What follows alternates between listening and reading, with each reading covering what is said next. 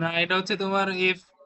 এটা একটা কি সূত্র ছিল না, এইটা এই বলবো সূত্র, না এই যে না? এই সূত্র এফ ইকুয়াল টু, এই যে এই সূত্র খেয়াল করবো। একটা সূত্র ছিল না, ওয়ান বাই, হ্যাঁ হ্যাঁ। হ্যাঁ ওয়ান বাই কি ছিল, one by L hmm root over T by M. হুম। এই সূত্র দিয়ে করতে হবে।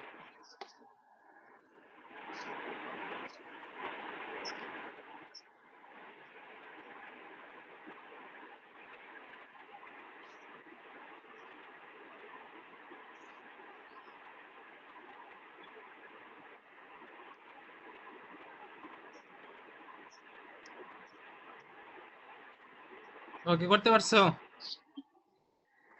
করতেছি। হ্যাঁ করো।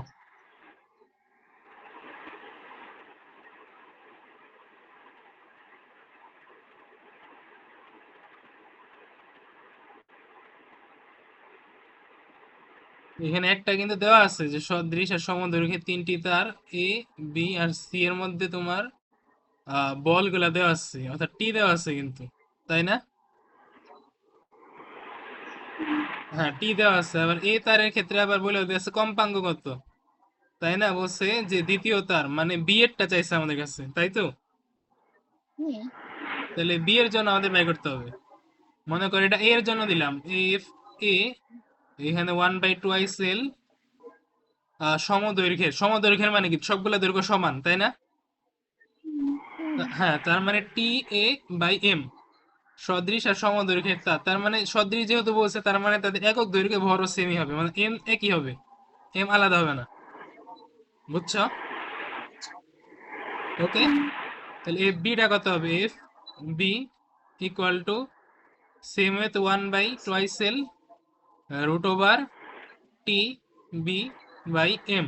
ওকে, তারপর ভাগ করে দিবা, F of A by F of B equal to, ভাগ করলে কি আসবে, এই দুটা কাটাকাটি চলে যাবে, তাই না? আবার রুট, রুট যদি এভাবে একবারে দিয়ে দিই, root over T A by M T B by M. Okay,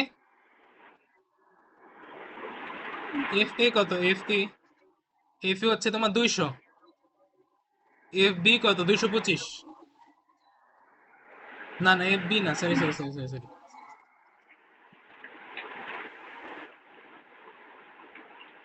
F A কত দেওয়া আছে, এফ হচ্ছে 100 হার্জ, তাই না? এই যে এ তার টিকে শব্দায়িত করা 100 হার্জ কম্পাঙ্কের, তাহলে 100। ওকে, এফ বি জানি না, ইকুয়াল টু এই এম কাটা চলে যাবে, তাই না? তাহলে কি আসবে, রুট ওভার তোমার টি, রুট ওভার আসবে হচ্ছে টি এ বাই টিবি। ওকে,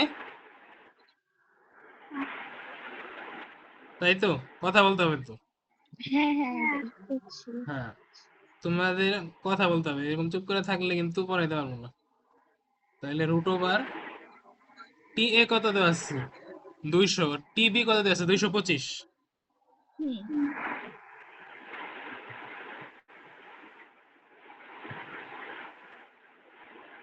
ওকে, এটা দিয়ে হ্যাঁ করছি। এখান থেকে এফ বিটা বের করতে পারবা না, বলো কত আসছে? 1.060 এটা ওয়ান আসছে। পয়েন্ট জিরো সিক্স হ্যাঁ ওকে, 1.06 হার্জ। মানে হচ্ছে ইটা হার্জ হচ্ছে মানে এফ বিটা হচ্ছে 106.07 ও, মানে 100 দিয়ে ওজন করবে।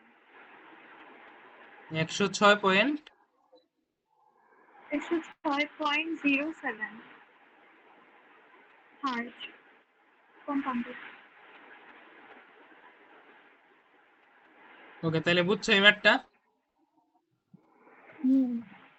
ওকে, তাহলে তারপরেরটা দেখো, তারপরেরটা পারবে নাকি, যে বিট উৎপন্নের পরীক্ষার ফলাফল গাণিতিকভাবে বিশ্লেষণ পূর্বক আলোচনা করো।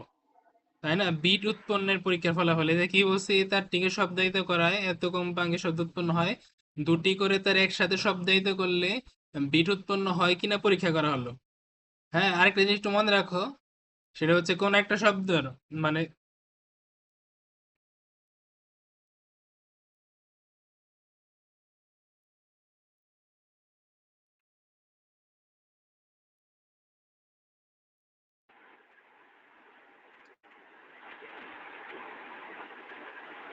আচ্ছা, যেটা বলেছিলাম সেটা হচ্ছে তোমার বিট উৎপন্ন হওয়ার শর্ত সবসময় মনে রাখবা, কম্পাঙ্কের পার্থক্য F2 minus F1 equal to N equal to, যদি 10 এর কম হয়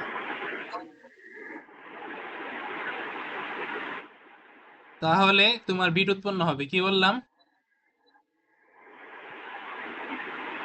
কম্পাঙ্কের পার্থক্য 10-এর হ্যাঁ, সাথে। n ইকুয়াল টু যদি 10 এর কম হয় তাহলে বিট উৎপন্ন হবে, আর যদি 10 এর থেকে বেশি হয়, মনে করো 11, 12, 13 এরকম হইলো, তাহলে বিট উৎপন্ন হবে না। ওকে, কম্পাঙ্কের দুইটার পার্থক্য অবশ্যই 10 এর কম হইতে হবে। কেন? কারণ মানুষ হচ্ছে তোমার 10 হার্জ থেকে আহ এই 10 হার্জ থেকে হচ্ছে 20,000 হার্জ পর্যন্ত শব্দ শুনতে পারে। এই কারণে এটা 10 হার্জের কম হইলে হবে না। বুঝছো কি? সরি সরি, হ্যাঁ, 10 হার্জের কম হইলে হবে কিন্তু বেশি হইলে হবে না। এই F2 মাইনাস F1 অর্থাৎ এই তোমার বিটের পার্থক্যটা। ওকে, কি বলছি বুঝছো?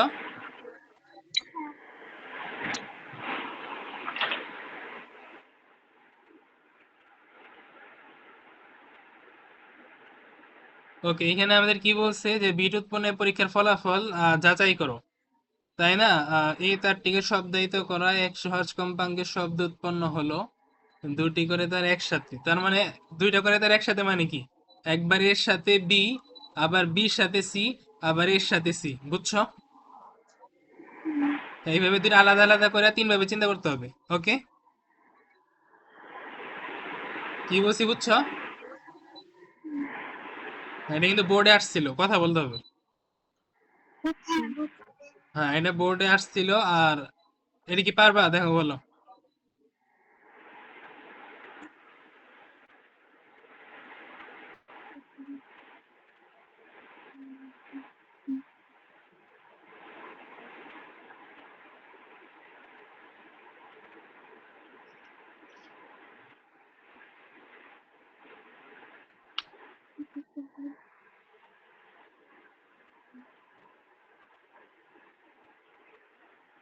এখান থেকে কি যে কোনো দুইটা প্রাণ নিলেই হইবো? হ্যাঁ, দুইটা দুইটা করে নিতে হবে, এর সাথে একবার বি নিতে হবে, আবার একবার এর সাথে হ্যাঁ, সি নিতে হবে, আবার বি এর সাথে সি নিতে হবে।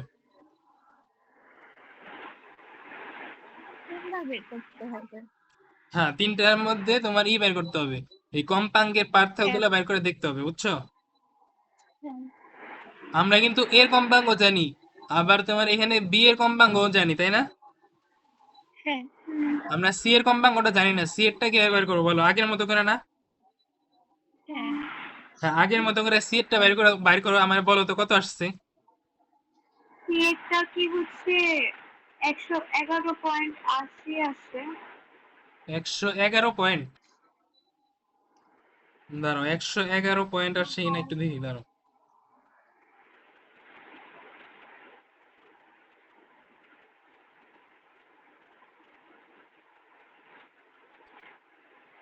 111 পয়েন্ট, তাই তো?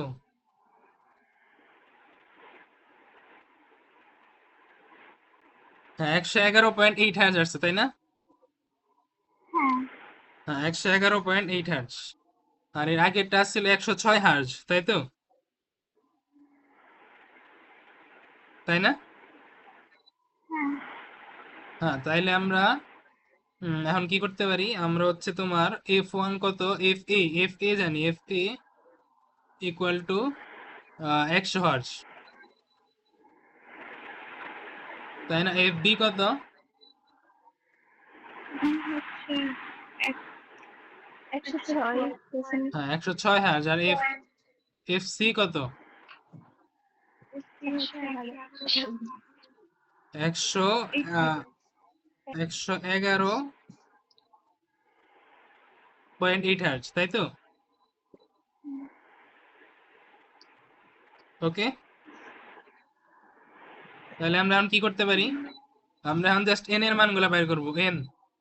এন ইকুয়াল টু, প্রথমে যদি বের করি, প্রথম দুইটা নিতেছি, এফ এ আর এফ বি নিতেছি, মনে করো এ আর বি নিয়ে।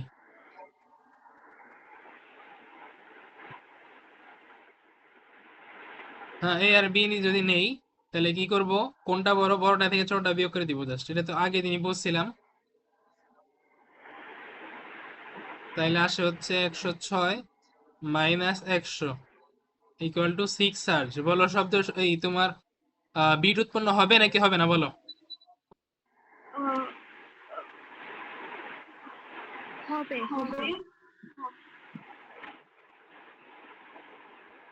হ্যাঁ হবে, কেন? কারণ এই 10 এর কম, তাই না? এই 10-এর কারণে। নিচে।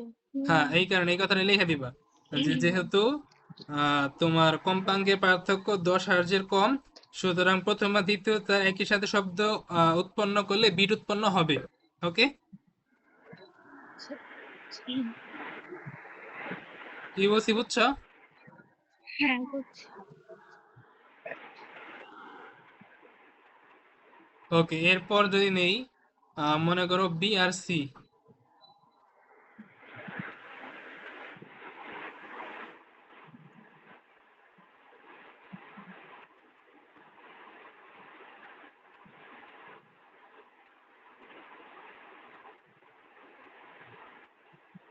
বলো কত আসে,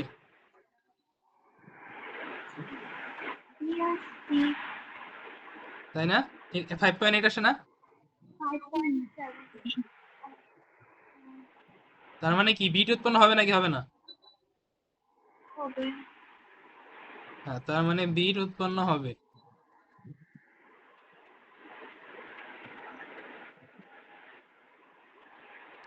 ওকে, এরপর আমরা হচ্ছে তোমার আর ইসের মধ্যে যাই, কই, এরপর হচ্ছে তোমার প্রথম আর তৃতীয়টার মধ্যে যাই, প্রথম আর তৃতীয় অর্থাৎ এ আর সি। ওকে, হুম, এটা তো মনে হয় বিট উৎপন্ন হবে না। কত আসে এটা?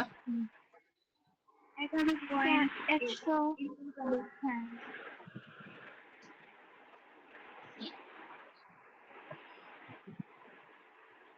111।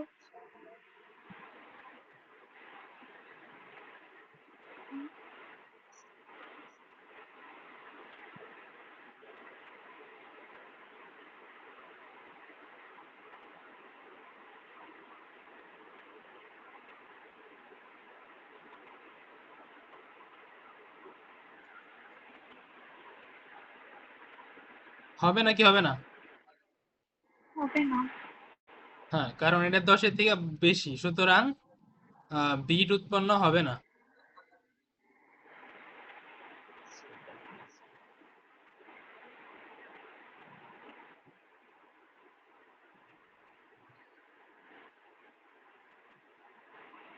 ওকে, বুঝছো? হুম, হুম। আচ্ছা, এরপরে